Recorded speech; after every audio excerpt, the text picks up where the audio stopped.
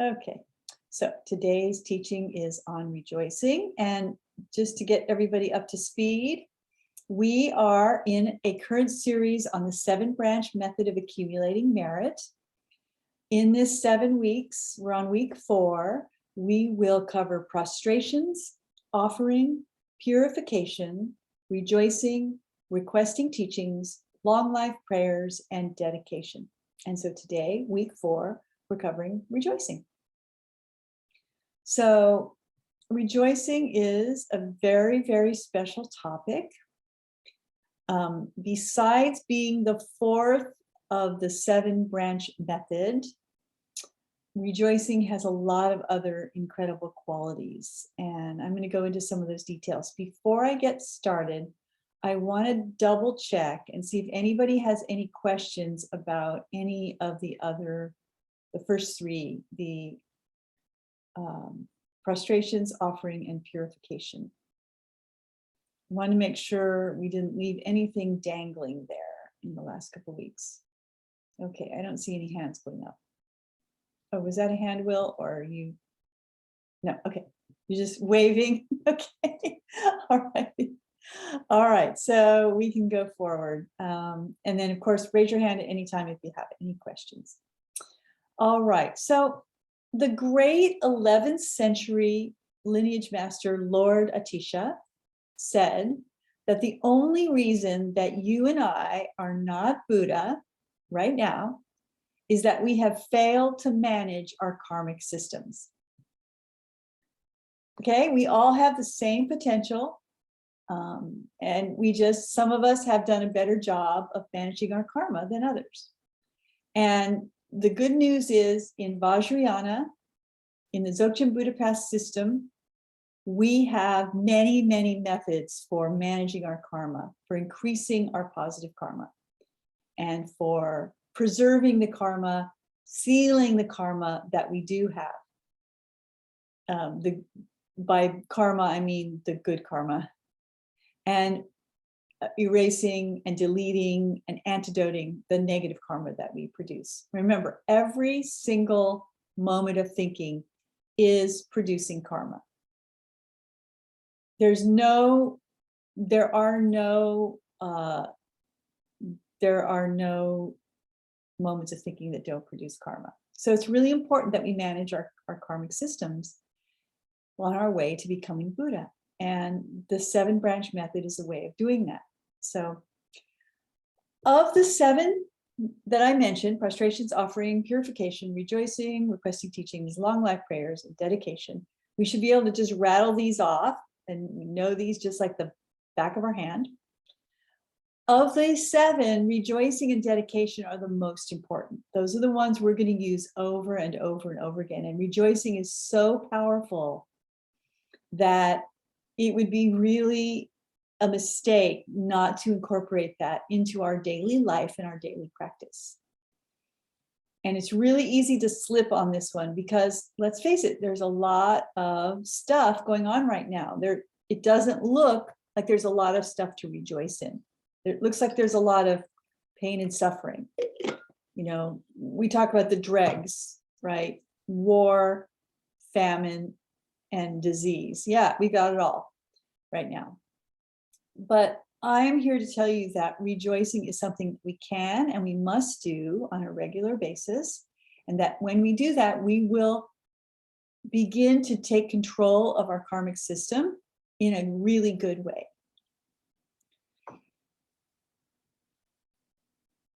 So these 2, rejoicing and dedication, they're really effective at increasing and sealing our merit.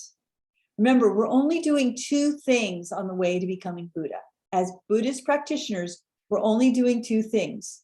We're accumulating 2 things, merit and wisdom. Merit, good karma, same. Merit, good karma, those are the same. So if we're only doing these 2 things, and then the most important 2 things for accumulating merit are rejoicing and dedication, then we should pay attention to these. And that is indeed the case when you come to an in-person retreat at the retreat center in Eugene or elsewhere, and you do a 1 week, it's technically 8-day retreat with one of the lamas. The very first practice that we teach out of the Buddha Path, out of this book, is the concluding practice. Why? Because dedication is that important. And what goes along with dedication is rejoicing. So, and what we call that, it's on page 118 in the second edition Buddha Path. I'm not sure what page it's on in the concise Buddha Path, but it's the very first thing that's listed in the concluding practice. And it's called Secret Supernatural Power, Unconditional Rejoicing. That's the very first title that we have in the concluding practice. This interesting term, secret supernatural power, that was the term used by Shantideva for rejoicing. Secret supernatural, he called it the secret supernatural power. Secret, it's secret because it's not obvious. And it's also secret because we don't have to do it out loud. We can do it privately and it still works wonders. So you don't have to make a big show of rejoicing. And with some of the stuff I'm going to tell you later, you might not want to, because some of us aren't inclined, for instance, to rejoice in ourselves, but it's very important that we do that.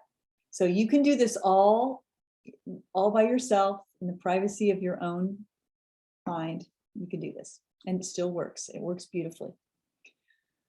All right, supernatural. What does supernatural mean? It means like miraculous or beyond, beyond normal, right? Why is it? Because it's a force that's so powerful that it can really go outside of our own, it goes outside of what we normally think of, the usual way we define thinking and the way it works. It's supernatural because it really is that powerful and that miraculous. Secret supernatural power. And remember, our thinking always has power. And we are talking about a very specific kind of thinking when we're talking about rejoicing. Now, some of the other branch methods like prostrations, that involves something we do with our body, speech, and mind.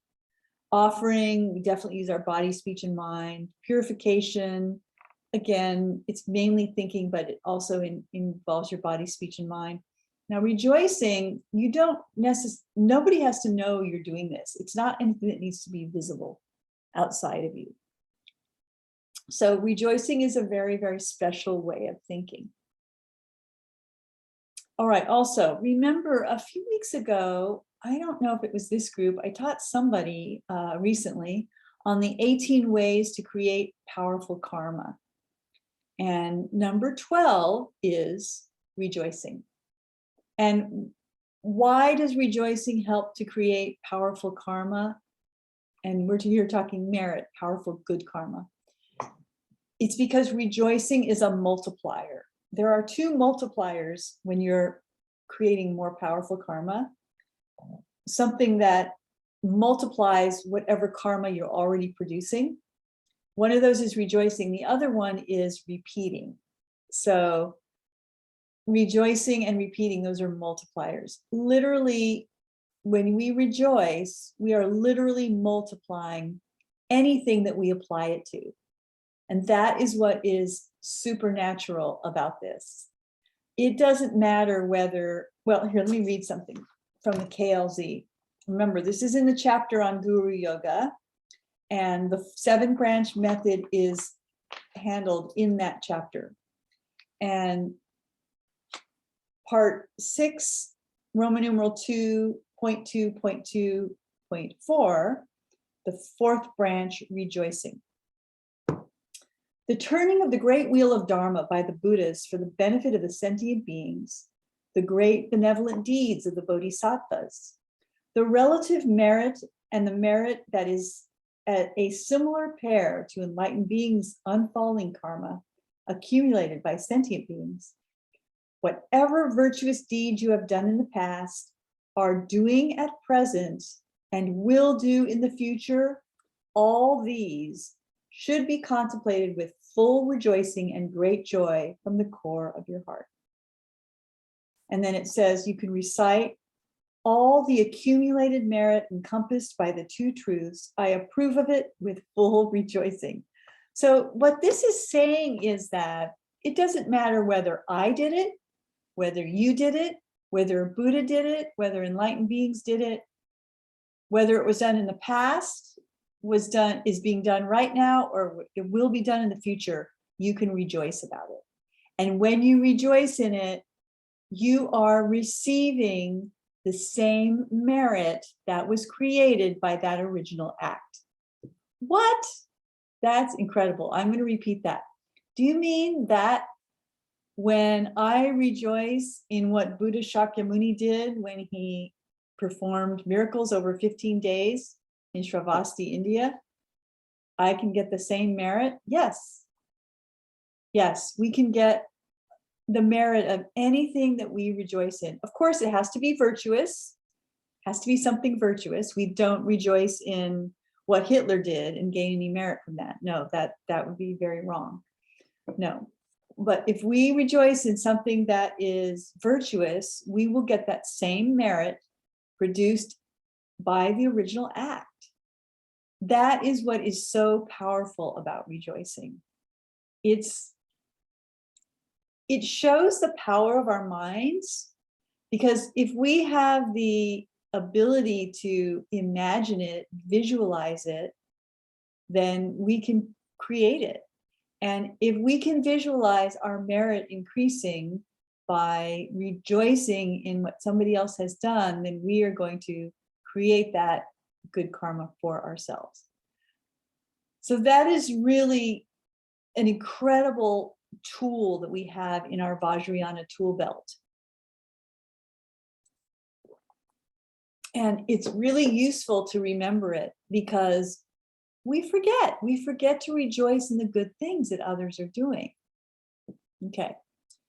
So literally it's multiplying everything that we apply it to. Anything we think of with rejoicing is applying that to it. Yes, did you have a question, Terry, or are you just clapping? No, they don't have to be a practitioner. You could like just see somebody do something nice and you can rejoice in it. Yes, that's correct. If it's virtuous and you rejoice in it, then you get that merit. They're getting merit too. They may not know that if they're not a Buddhist practitioner, but we're all thinking is creating karma all the time. Yes, Penny. When Kathleen used to go for walks, she would walk and she'd see a beautiful sunset, for instance, and she would snap her fingers. And that meant that she rejoiced in it. Mm-hmm. And when Sering rejoices, for the true happiness of all beings, blah, blah, blah, blah, blah, blah, blah, blah, blah, blah, blah. And so I'm wondering if you can snap your fingers rather than go through the whole litany. You can, but I'll tell you another secret tool. If you actually, you don't have to say all those words. All you have to simply say is, I rejoice in. Just, I rejoice in this beautiful sunset. I rejoice in what Kathleen does and did and will continue to do. Just say that, I rejoice in that. You don't have to say anything more formal than that. And the reason why we would say it out loud is because another way to increase our merit is to involve our body, speech, and mind. So if we have a mudra that we can do, that snapping your fingers is a mudra. So that is when, if you say it and snap your fingers, I rejoice in that beautiful whatever, then you're involving, you're thinking something, you're doing something with your body, and you are saying something, and that all increases it even more. Remember, whenever our body, speech, and mind are all lined up in the same direction, that is going to produce very powerful karma. Think about the difference between just being a space cadet and like going through the motions, but not thinking it. You're not really producing much karma. You're producing ignorance karma. So that's a good question. And I'm glad you asked that. And I think that's really helpful. Okay, anybody else? Those are good questions. Great. All right, so here's the deal. We have forgotten how to take joy in small positive thoughts and activities and things, little things that make up our day.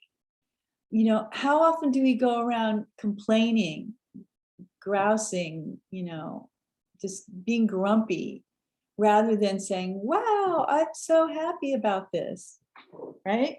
So rejoicing is a way that you can insert a little bit of joy into your day. That's really great. Okay, I'm going to tell you a little story about forgetting about joy and the consequences that can have. All right. So, because I'm not telling you something that I haven't actually practiced myself. I actually can tell you for sure that this works, and it's because I've had the experience. All right, so last year I had a chronically sore right shoulder. And, you know, I spent some time trying to figure out what was going on. Was it my keyboard? And was it this? Was it that? Maybe it was some exercise I was doing. Anyway, I saw the chiropractor. Over 6 months, she fixed it. Great, whatever, fine. This last couple weeks, I came up with the other shoulder is sore now. Same thing, chronically sore shoulder, really painful, hard to sleep.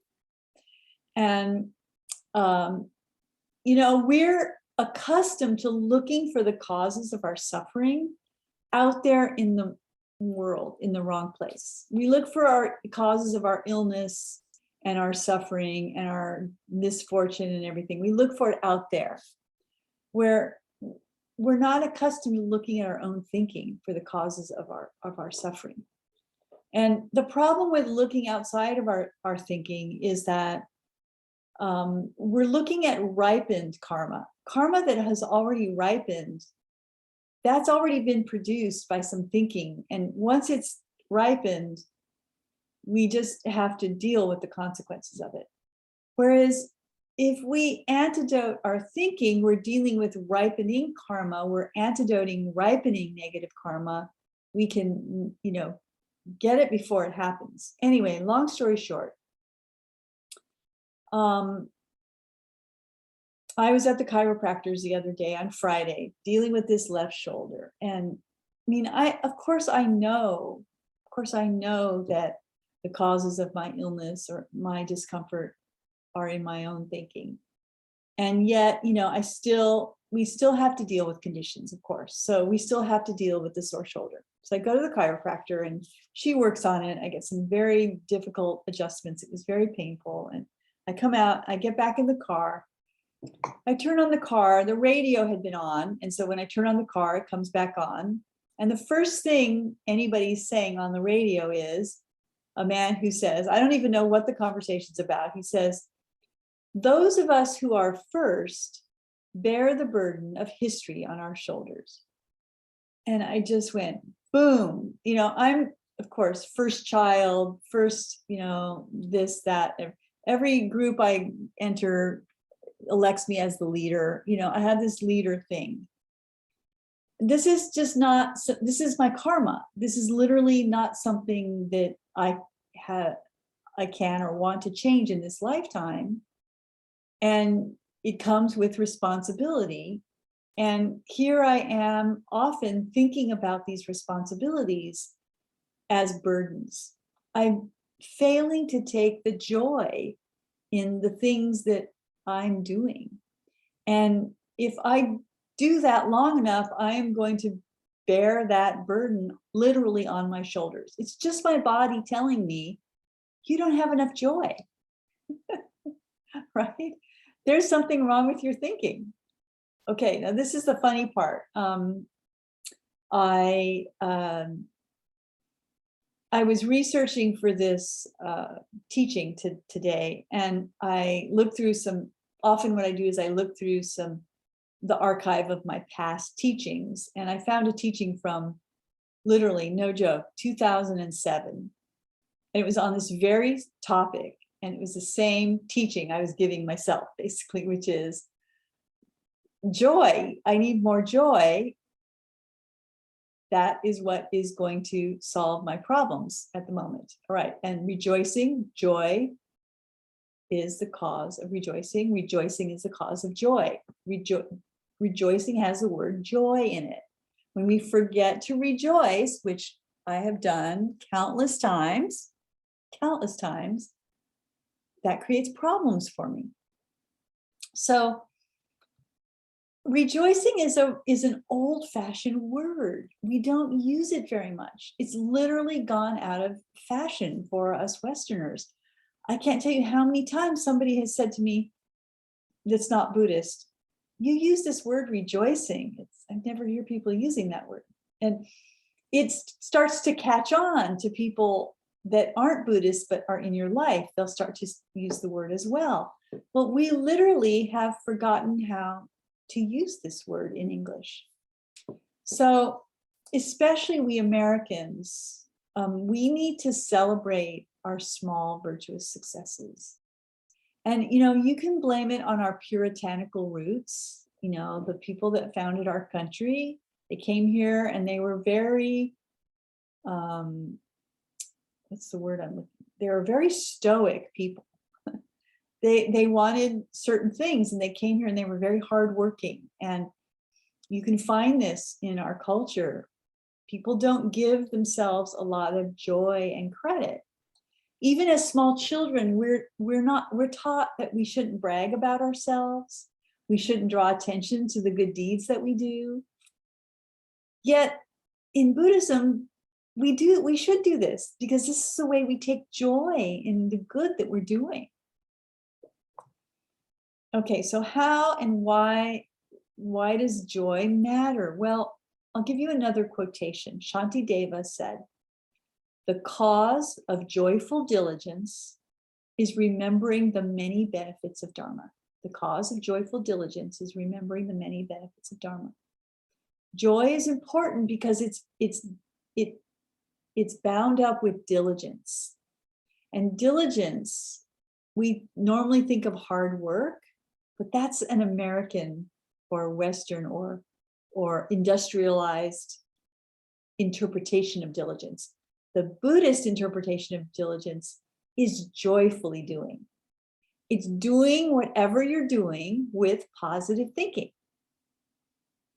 And in the Buddha Path, on page 121, where we talk about this, in the concluding practice, the 6 paramitas, the 4th one is diligence, and there are 3 kinds of diligence. May I be confidently diligent in Dharma practice? May I be joyfully diligent in Dharma practice? May I be insatiably diligent in Dharma practice? All right, so diligence, we can't have diligence. We can't expect ourselves to do what we need to do, even what we want to do. We may have a perfectly wonderful career. We really want that career. We really want to do the work that we're doing. And yet it feels like a burden. Why? Because we're doing it without joy. This is so important. So here you go. In one fell swoop, I have cured my shoulders. I mean, I know I will get better now. I for sure know. I have gotten to the root of my negative thinking. Whatever I'm doing, if I'm doing it and considering it to be a burden, that is going to make me sick. That's going to ripen, right? It's going to ripen as suffering because it's negative thinking. So, and joy, rejoicing, is a cure for many of our modern day problems. It will definitely cure depression, anxiety, fear, worry. Joy is the cure to all those things. So what is joy? All right, I'm going to tell you another story. I was talking to a friend today, and it's amazing how closely we were on the same page. He brought this up. I did not. He says, he told me that he was preparing to see a hypnotherapist because he has a problem with what he called hesitation. I love it. I didn't know that you could have a euphemism for procrastination, but there it was. He was having a problem with hesitation. I said, "Oh, you mean procrastination?" And he looked at me like, yeah, maybe. So what was the problem? Well, he confided in me that, furthermore, he confided in me that he was berating himself. At the end of the day, all he could think about, and he would wake up in the middle of the night thinking about the things he didn't do, the things he did not do. Well, no wonder he's having a problem with procrastination. And of course, I say this with all love and gentleness, especially since he'll probably watch this recording of this teaching later. But, we can easily see other people doing things that we can't see ourselves doing. But I saw myself in him immediately. I saw that he was mirroring me. All right, so literally telling yourself, getting mad at yourself, angry at yourself for the things you haven't done is literally the opposite of rejoicing in yourself. It's the complete opposite. And no wonder it's making him sick. And no wonder my shoulders are sore. If I spend, at the end of the day, what I say to myself is, oh, I didn't do this, I didn't do that, I didn't do that. It's just going to get heavier and heavier and heavier. Besides the procrastination, I'll sit around in my free time and do nothing or space out in front of the TV. And so this is why, no wonder we can't sleep, many of us, or we eat too much, or we spend all of our free time zoned out in front of the TV. We're missing the joy in life. So how do we get the joy back? We're missing rejoicing. That's what we're missing. Okay, so my friend on our Zoom call shared with me this article. It was a TED something. Let me see if I can find it.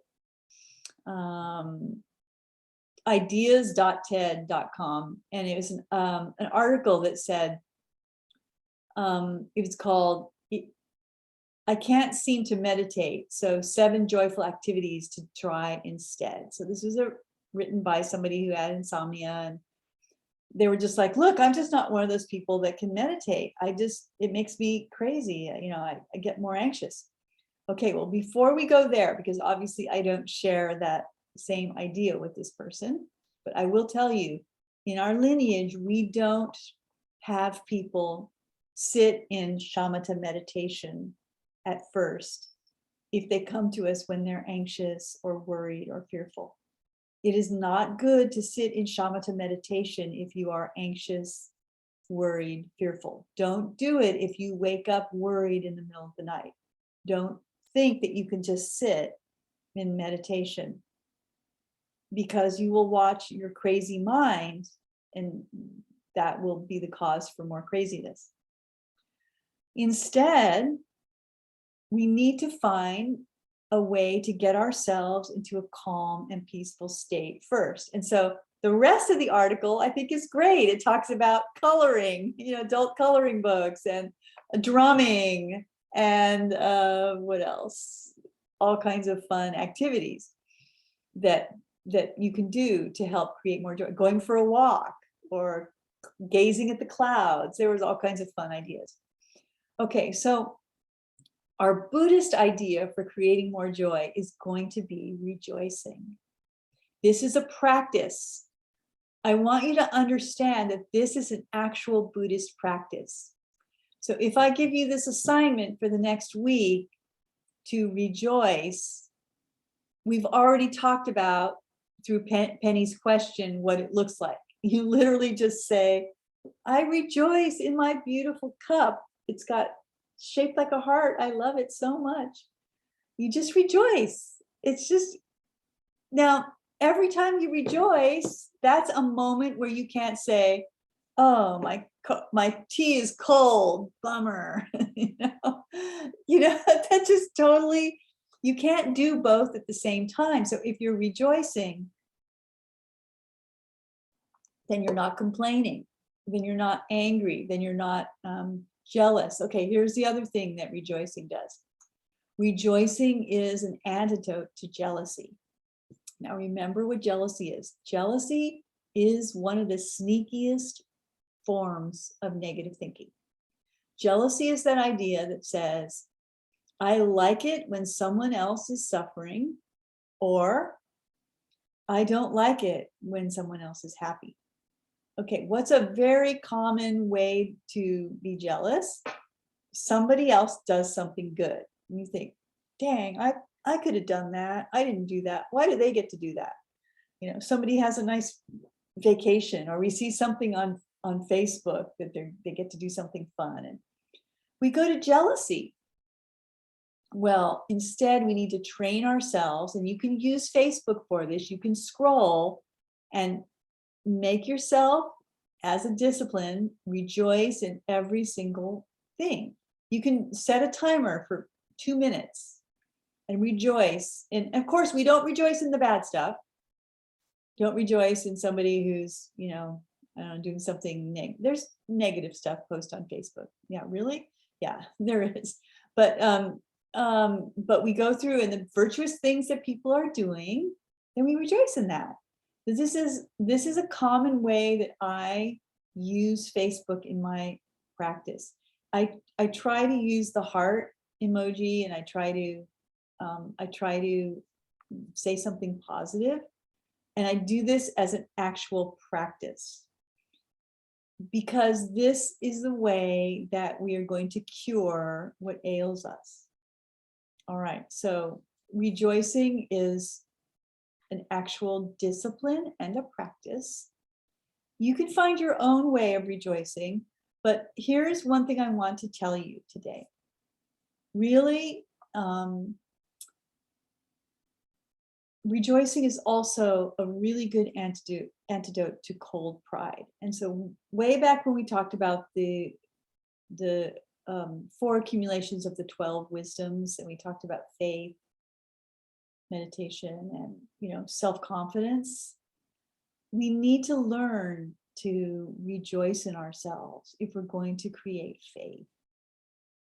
So not only is joy going to contribute to our diligence and our wanting to work and do things and have goals and make a difference in the world, it's also going to, it turns out it's also going to be a cause of our liking our positive thinking, having confidence in our positive thinking. So rejoicing is really a wonderful thing to do. I really want to encourage us all to do some rejoicing. So that's a really short teaching. I think I'm done. I think we have time for some questions or some comments, or I'd love to hear your experiences, whatever you'd like to say right now. We can spend the next 10 or 15 minutes. I'm gonna, did you have something, Terry? Yeah, I've learned to rejoice or to accept, or I don't know how you put it. I don't like my job, but Okay. it's what I know how to do, and I'm very, very good at it. As I said, it's what I do it well, but I don't care for it because, yeah, it's just very monetary. I prepare taxes and Yeah, sure. all about money, and there are moments I like when I can help somebody out and that, but it's not what I want to do, but I don't know what else to do. So how do you rejoice in something you don't want to do? Okay, such a good question. Thank you so much for asking this. This is exactly perfect. All right, there are so many things you can do to bring joy to a job that, if I understand you, you're not really sure that it's not like what you would do if you had to choose a goal to do in this. Okay, So here's the thing. There are moments, and you said a few of them right now in your question. You said you're good at it. You need to rejoice every single day that you are good at that. Do you know, I couldn't balance a checkbook to save my life. I couldn't do it. Okay, I need people like you. So think about it this way, just your being able to figure out somebody's taxes, that helps me, because remember, our thinking affects every single being. So you are actually helping every being by being good at what you're doing. First of all, it's a necessary thing. We all need to file our taxes. We all need to handle money. We can't not do that. That you are good with things like that, figures and mathematics and money and taxes. This is a thing you should rejoice in yourself repeatedly and many, many times. So I would say for you, if you can focus on anytime you solve something, you should automatically rejoice. Anytime you finish something, you should rejoice. Every tax return you finish, you should take a moment to rejoice. Any person you help, you should rejoice in that. And you can really reduce your burden a lot. You can reduce it a lot. And here's what's going to happen when you do that. You're going to free up the energy that's going into, I hate my job, I hate my job, I hate my job. You'll free that up and you'll have energy to do things that actually do give you joy. You will have more energy. You won't just slump in front of the TV at the end of the day. You will have energy to go out and do some things that really are fun. So remember, we call these obscurations that we have enervating, E-N-N-E-R-V-A-T-I-N-G, enervating. It means tiring, it means exhausting. It is exhausting to have negative thinking. It's exhausting to not like something. Remember, not liking is anger. And so anytime you can stay out of anger, whether it's about your job or anything else, and we do this is what we do, will free us up to have more energy. So Terry, I really applaud you. First, that you're able to be vulnerable and say what's going on for you. That's really, really good, because we can help you. And I think that you just take a little bit of time to do a little bit of rejoicing, little things. We don't have to rejoice in big things. We don't have to wait for something big to happen. Just rejoice in the little things. Okay, I hope that helps a little bit.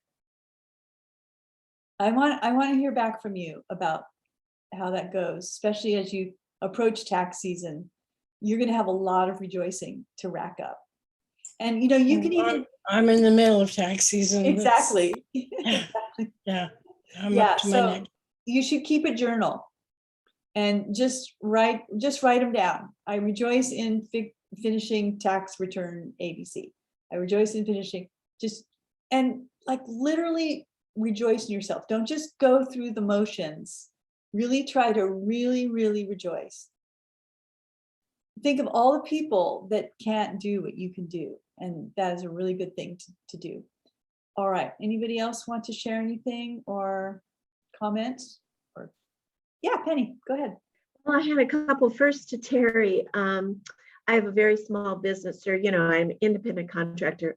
I so much rely on my bookkeeper and my tax preparer. And I got a refund this year, and I'm telling you, I was a hip and I haven't had a refund in years. And I'm telling you, if you'd have been doing my books, I'd have come and given you a big kiss. So I rejoice in what you do very much.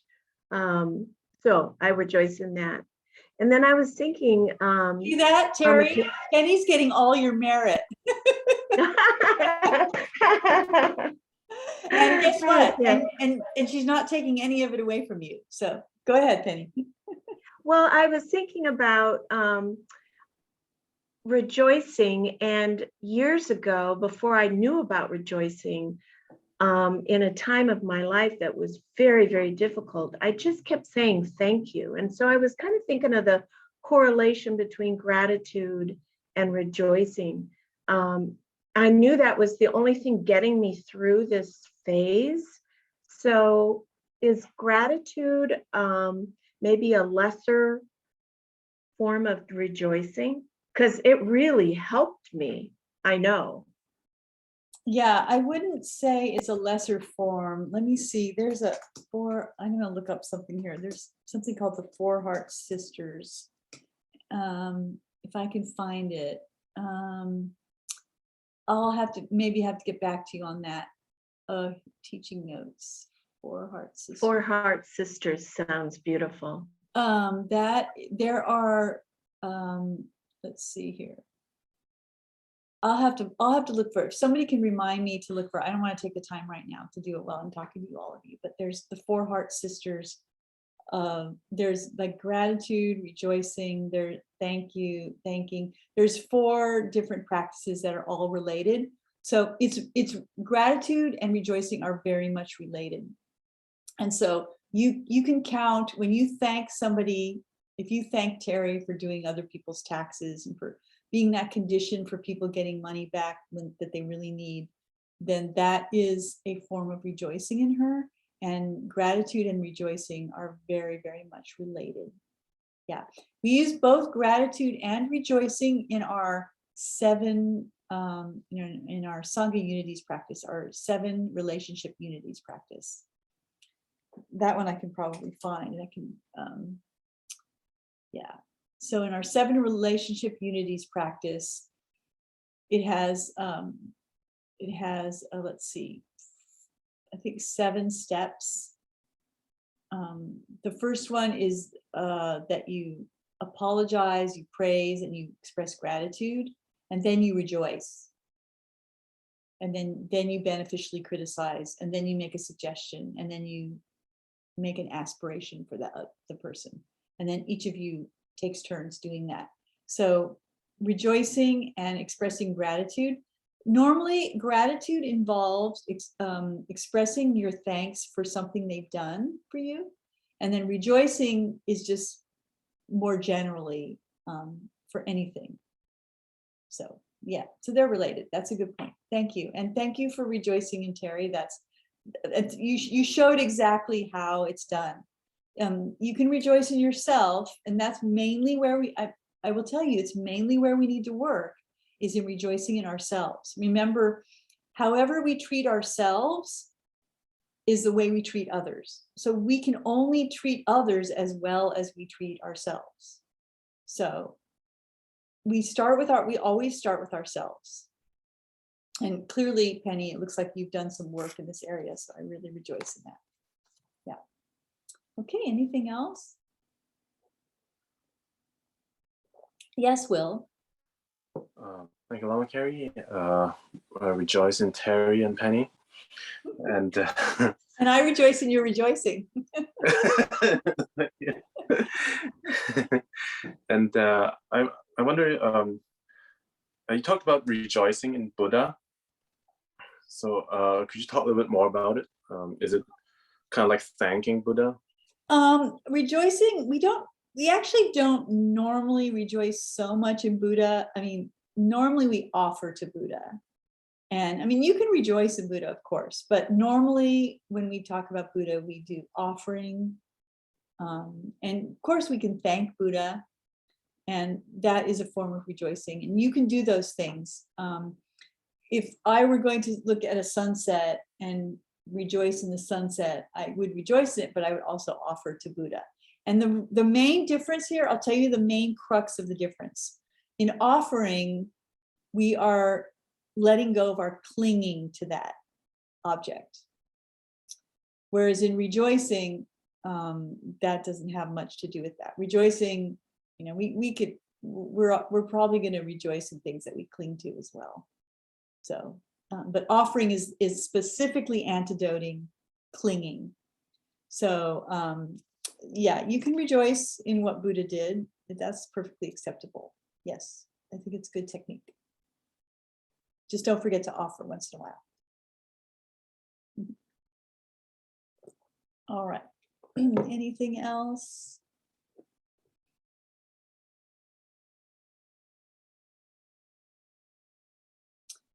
All right, I think we can take a break here. Unless anybody has anything else. And I'll be on at 6 o'clock. I'll just keep the room open. Whoever wants to take a break and come back. We're doing I'm doing a commentary on the preliminary practice. I believe I've gotten through the I think purification, clear purification. And so I haven't gotten yet to the view part of, so I'm going to be doing a commentary on that tonight at 6. So let us, did you have something, Jed?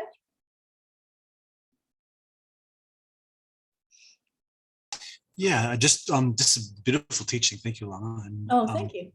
I rejoice in that, everybody's participation, everybody's rejoicing. There's a wonderful teaching I had heard about rejoicing too, that just, well, I could, if you don't mind, I'll just repeat some of the things that they said Sure, too. go for it. Yeah. One of the things that I thought was really lovely was, I didn't realize it until you said this, but it's kind of it really is an antidote to jealousy. Yes. And so one of the things that when people say something, or you say, I really like that people have that, like, I like that you have that Yes. ability, you know, Terry, that's a wonderful ability. I really like that ability in you. And that produces that cause for me. And then they deserve that. And they really do deserve that, because they developed the cause for that thing. So there's nothing that they ever did to like not have that cause. That's their cause. And so you should rejoice in that cause, because it gives them the cause, gives you that cause too. Or Yes. it's your cause. And may then they may never they separate. never be separated from it. Yeah, which is so lovely. Yeah, And then- yeah, that's what we should do when we're actually doing the practice that I mentioned. Like if you're scrolling Facebook or you see somebody doing something, you should always say, I rejoice that they have that. May they never be separated from it. So I rejoice that they have that thing. I rejoice they have the cause to get that. They had that good thinking, and may they never be separated from it. So you're really going right to the point of rejoicing in the cause. Because when we say, may all beings have happiness and the causes of suffering, of happiness, may all beings have happiness and the causes of happiness, we're actually pinpointing that you don't want to just give them happiness, you want them to always be able to have the cause of happiness. So cause here is really, really important. Cause is always our thinking. So what you're actually rejoicing in is the thinking that that person has. So I rejoice, Terry, that you have clear thinking about numbers. Good for you. That's great. I wish I had that. May I have that? You know, may I learn from you? You know, but see, you're already being a condition for me to have clearer thinking about mathematics by just doing what you do. Yeah. Well, thanks for bringing that up, Jed. That's great. Yeah, Will? Oh, I'm wondering, do we do rejoicing in the human life is precious? Could we do, I'm not sure I understand your question. Oh, like when we accumulate human life is precious, we say we're grateful, like, you know, with the how we got the human lives and. Oh yeah, we can. Oh, are you saying, can we rejoice that we have a precious human body? That kind of thing, yeah. Yes, of course. Actually, that is going to be the cause for your having a long life. And, you know, rejoicing in your precious human body means you're going to take better care of it. And you'll probably live longer. So yes, I would say definitely, of all the things that we can rejoice in, rejoicing in the fact that we have a precious human body is high on that list. And especially do this when we're sick or suffering. I really rejoice, you know, I may be sore, but I really rejoice that I have this precious human body. I really rejoice. That's going to heal my body so much faster. Yeah. Yeah, there's nothing good that you can't rejoice in. Anything good, anything virtuous, anything that you love, anything that you want, anything that you see others have that's good. Rejoice in all of those things. You see, there's endless opportunities for rejoicing. And how often do we go through a whole day without rejoicing about anything? I mean, we should rejoice that we can walk into a grocery store. I go downstairs to do the laundry, there's a mound of it, but I rejoice that I have clothing, that have choices, that have plenty to wear and keep me warm. There are so many ways to turn around our complaining and our ungratefulness and to turn it into rejoicing. That should be your signal. As soon as you feel any discomfort, any complaining, any grumpiness, find a way to find something to rejoice in. This is exactly what Terry is trying to tell us here with her statement about her job. Terry, you know that you can turn that around because you know that it's giving you a good life, a good livelihood, that you're actually helping people. So right there already are the seeds of turning around that negative attitude. You have it, you can do it. Yeah, and it will, years ago, do you remember during the recession? I can't remember which job I was doing, but anyway, I was a realtor. I lost my job, I lost my career. And I ended up doing some temp work, which I was so grateful for because at least here in Portland, you couldn't get a temp job. There were no jobs, but I got one. And I had to work for a big bank in a call center, and it was pretty awful work. And I decided that I just couldn't go to work every day. I needed that job, but I couldn't go to work every day and have that bad attitude. So I was doing loan subordination paperwork, complicated stuff. But the bottom line was that every time I was able to subordinate a loan, which means kick a loan out of the way so another loan can take effect. Anyway, it's complicated stuff. It's so meaningless to me, but I could see the names on that computer screen and I would just rejoice that I was able to do that for these people. And it really turned a terrible, terrible job into something that I could handle. And I was able to get through it in that really difficult time in my life. So I know if I can do it, then you can do it. Yeah. So let's see. Sophia wants to know the difference between gratitude and rejoicing. We just handled that, right? Gratitude. They're related, Sophia. They're definitely related.